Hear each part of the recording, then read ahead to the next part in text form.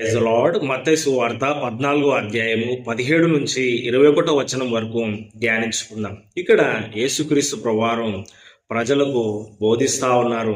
అనేకమైన రోగులను ఆయన స్వస్థపరిచినారు. యేసు ప్రభువారు అరణ్య ప్రాంతంలో ఉన్నారు. కొండ మీద ఆయన ప్రసంగం చేసినారు. జనులకు పరలోక రాజ్యం గురించి, దేవుని రాజ్యం గురించి బోధించినారు. పరలోక రాజ్యం ఉంది. ఆ రాజ్యం నిమిత్తం నువ్వు సిద్ధపడి ఉండాలి. మారు మనసు పొందు, నీ పాపాలు ఒప్పుకో, వాటిని విడిచిపెట్టు, దేవుని మార్గంలో నడుచుకో, నీవు పరలోకానికి వెళ్తావు. నీ ఇష్టానుసారంగా లోక సంబంధిగా, శరీర సంబంధిగా నీవు జీవిస్తే నరకానికి వెళ్తావని యేసుప్రభు వారు అనేకమైన ఉపమానాల ద్వారా ప్రజలకు బోధించినారు. అక్కడున్న అనేకమైన రోగులను కూడా ఆయన స్వస్థపరిచినారు. దేవునికి స్తోత్రం, మహిమ కలుగును గాక.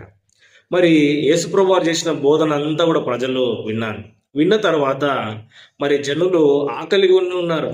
పొద్దుబుక్కింది, అయ్యా సాయంత్రం అయింది, జనాలను పంపివేయండి అని శిష్యులు అడిగినప్పుడు యేసుప్రభు వారు ఏమన్నారంటే, మీరే వారికి భోజనము పెట్టండి. ఆమేన్. అయితే శిష్యులు ఏమన్నారంటే, అయ్యా ప్రభువా, మా దగ్గర 5 రొట్టెలు మాత్రమే ఉన్నాయి తండ్రి, 2 చేపలే ఉన్నాయి, ఇంతమంది జనాలకు మేము ఎలాగ పెడతాము? ఇంచుమించుగా 5,000 మంది పురుషులు ఉన్నారు, స్త్రీలు, పిల్లలు ఇంకా అనేక మంది ఉన్నారు అన్నప్పుడు యేసుప్రభు వారు ఆ 5 రొట్టెలు 2 చేపలను ఆశీర్వదించి ప్రార్థించి శిష్యులకు ఇచ్చినప్పుడు మరి జనులందరిని అక్కడ కూర్చోబెట్టినారు. వారందరికి అది వడ్డించినప్పుడు వారు తినగా 12 గంపలు మిగిలిపోయినాయి. దేవునికి స్తోత్రం, మహిమ కలుగును గాక. ఈరోజు ఈ మాటలు వింటున్న నీ జీవితంలో లేమి ఉందా, కరువు ఉందా, చాలని బ్రతికి ఉందా? అయ్యా మరి నాకు వచ్చే జీతం కొద్దిగే, నా జీవితం చాలా చిన్నది, ఏది సరిపోవట్లేదండి. నువ్వు ప్రార్థన చేసి చూడు కదండి, ప్రభుకు కృతజ్ఞత స్తుతులు చెల్లించి చూడు.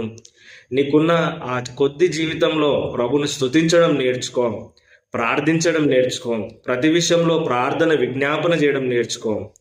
ప్రభువు నీ జీవితంలో గొప్ప అద్భుతం చేస్తాడు.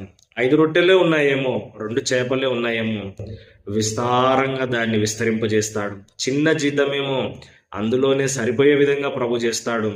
విస్తారమైన బ్లెస్సింగ్స్ కూడా నీకు ఇస్తాడు.